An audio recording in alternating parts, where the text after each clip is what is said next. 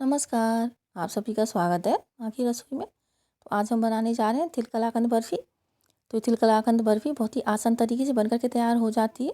यकीन मानिए, आपको विश्वास ही नहीं होगा कि इतने आसान तरीके से आप ये तिल बर्फ़ी घर पर बना कर के तैयार कर सकते हैं। और जो तिल बर्फ़ी है वो एकदम सॉफ्ट दानेदार बन कर के तैयार होगी। तो इसको बनाने का तरीका बहुत ही आसान है। तो आप लोग वीडियो को पूरा देखिएगा, बीच में स्किप मत कीजिएगा। तो देखिए, एकदम सॉफ्ट और दानेदार बर्फ़ी बन कर के तैयार होगी। तो चलिए देर ना करते हुए रेसिपी बनाना शुरू करते हैं। तो सबसे पहले गैस पर कोई भी भारी तले वाला बर्तन रखेंगे और यहाँ पर हम 1.5 कटोरी तेल लेंगे। गैस की फ्लेम को बिल्कुल लो रखेंगे, तेज़ नहीं करेंगे और तेल को बिल्कुल लो फ्लेम पर भूनेंगे। अगर गैस की फ्लेम को तेज़ कर देंगे तो जो तेल है वो जल भी सकते हैं और वो ऊपर से कलर चेंज कर लेंगे, अंदर से कच्चे रह जाएंगे। तो इसलिए तेल को जब भी आप भूनें तो बिल्कुल लो फ्लेम पर भूनिएगा और लगातार चलाते हुए इसको भूनेंगे। तो करीब 5 से 6 मिनट में जो तिल हैं हमारे वो भून करके तैयार हो जाएंगे। ये ज़्यादा समय नहीं लेते हैं, बहुत ही जल्दी भुन जाते हैं। तो देखिए, जो तिल थे उनका हल्का हल्का कलर चेंज होने लगा है। तो बस हल्का सा ही कलर चेंज करेंगे, ज़्यादा नहीं करेंगे। जो तिल थे हमारे वो भुन चुके हैं। जब तिल भुन जाते हैं तो चटकने लगते हैं और बर्तन से बाहर की तरफ निकलने लगते हैं। तो समझिए जो तिल हैं आपके वो भुन गए हैं। तो इसके बाद तिल को किसी बर्तन में निकाल लेंगे। तो पैन के अंदर तिल को नहीं छोड़ेंगे क्योंकि जो पैन है वो गर्म है। अगर पैन में ही छोड़ देंगे तो तिल जो है नीचे से जल जाएंगे। तो इसलिए किसी बर्तन में निकाल करके ठंडा होने के लिए रख देंगे। तो तिल को हम ठंडा होने के लिए रख देते हैं। इसके बाद हम चीनी लेंगे। तो यहाँ पर आधा कटोरी मैंने चीनी ली है। चीनी को मिक्सी के जार में ट्रांसफ़र कर लेंगे और 2 इसमें हरी इलायची डालेंगे और चीनी का एकदम बारीक सा पाउडर बना करके तैयार करेंगे। तो चीनी का पाउडर हमें एकदम बारीक बनाना है, इसमें दाने वगैरह नहीं रहने चाहिए, एकदम बारीक पाउडर बन करके तैयार हो जाना चाहिए। तो अगर आपको लग रहा है कि आपकी चीनी अच्छे से नहीं पीसी है तो आप इसको छान भी सकते हैं। तो चीनी का मैंने एकदम से बारीक पाउडर बना के तैयार कर लिया है। इसके बाद हम 1 कटोरी ताज़ी मलाई लेंगे। तो जो दूध के ऊपर मलाई जम जाती है उसी मलाई को ले लेंगे। तो यहाँ पर मैंने ताज़ी मलाई ली है। तो मेजरमेंट किसी एक ही कप या कटोरी से करेंगे तो जो रेसिपी है हमारी एकदम परफेक्ट बन करके तैयार होगी। तो मलाई को किसी बड़े से बर्तन में ट्रांसफ़र कर लेंगे और मलाई को थोड़ा सा चला लेंगे। तो इस तरीके से चम्मच की मदद से मलाई को चलाएंगे। तो मलाई जो है हमारी अच्छे से मेल्ट हो गई है। तो मलाई को मेल्ट करने के बाद जो चीनी पीसी थी हमने उसको मलाई के अंदर डाल देंगे और दोनों चीज़ों को अच्छे से मिक्स कर लेंगे। और मिक्स करने के बाद चीनी और मलाई को अच्छे से चलाते रहेंगे। तो दोनों को तब तक चलाएंगे जब तक कि इससे क्रीम जैसी बनकर के तैयार नहीं हो जाती। तो चीनी और मलाई दोनों ही क्रीम की फॉर्म में आ जाएंगी। तो देखिए, वज़न में भी एकदम आपको हल्की लगने लगेगी जब ये अच्छे से मिक्स हो जाएगी। तो इस तरीके की क्रीम जैसी आपको बना करके तैयार कर लेनी है। तो इस तरीके से जब हम तैयार कर लेंगे तो जो मिठाई है हमारी वो बहुत ही अच्छी बन करके तैयार होगी। तो इसके बाद हम तिल ले लेते हैं। तो जो तिल थे वो ठंडे हो गए हैं। तो जब हमारे तिल ठंडे हो जाएंगे तभी हम इनको पीसेंगे, गर्म तिल को नहीं पीसेंगे। थोड़े से तिल इसमें से निकाल लेंगे जिसकी कि हमें बाद में ज़रूरत पड़ेगी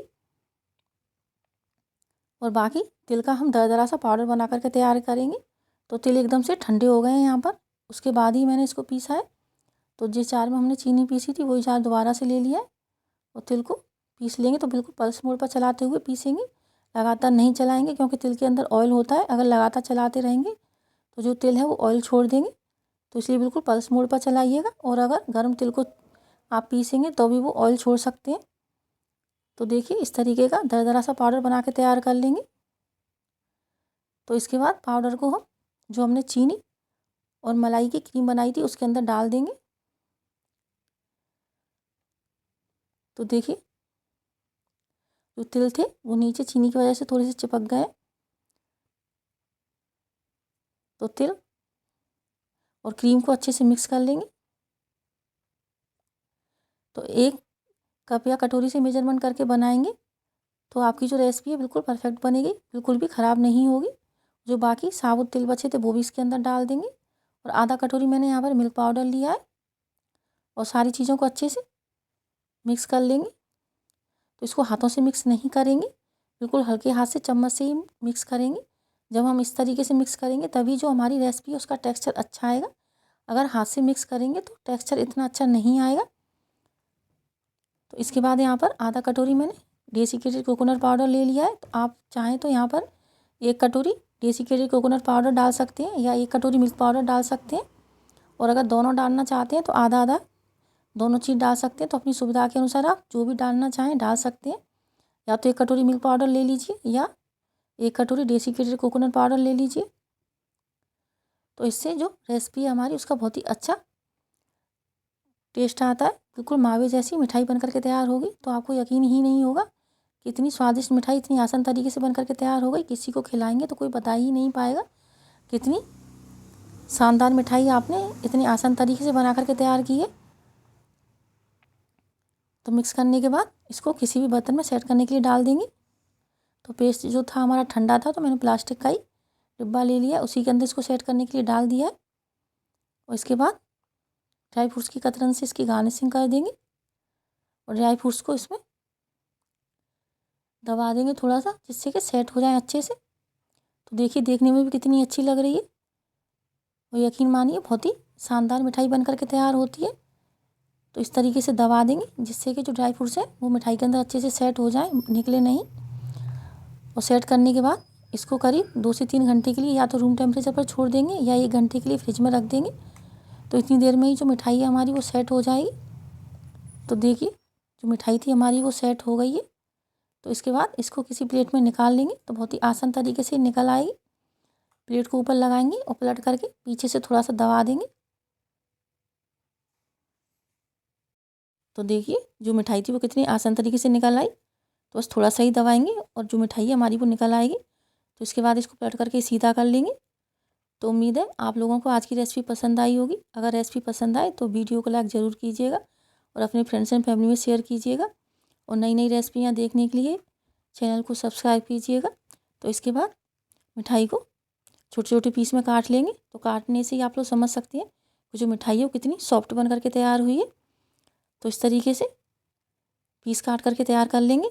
तो देखिए एकदम दानेदार तिल कलाकंद बन करके तैयार हो गया है।